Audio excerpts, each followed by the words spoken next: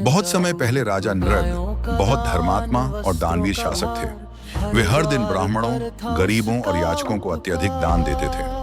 उनका दान इतना प्रसिद्ध था कि कहा जाता था, जो भी उनके दरबार से खाली हाथ लौटता वह कभी भूखा नहीं रहता। एक बार राजा नृग ने गलती से एक ही गाय दो अलग अलग ब्राह्मणों को दान में दे दी।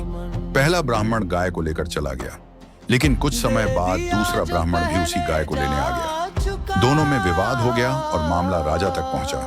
राजा नृग बहुत परेशान हुए, क्योंकि उनका उद्देश्य किसी को ठेस पहुंचाना नहीं था, पर भूल हो चुकी थी। दूसरा ब्राह्मण क्रोधित हो गया और उसने राजा को श्राप दे दिया, जैसे तुमने असमंजस और भ्रम पैदा किया है, वैसे ही तुम भी एक योनि में भ्रमित और तुच्छ जीवन पाओगे। इस श्राप के प्रभाव से राजा नृग मृत्यु के बाद एक गिरगिट छिपकली के रूप में जन्मे और एक सूखे कुएं में लंबे समय तक पड़े रहे। समय बीतता गया। एक दिन भगवान कृष्ण और बलराम यात्रा करते हुए उसी स्थान पर पहुंचे जहां वह गिरगिट था। जब भगवान ने उस गिरगिट को देखा और स्पर्श किया, तो वह अपने दिव्य स्पर्श से श्राप मुक्त हो गया। उसी क्षण वह फिर से अपने वास्तविक रूप राजा नृग में आ गया।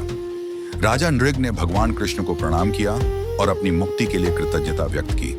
फिर वे दिव्य लोक को चले गए।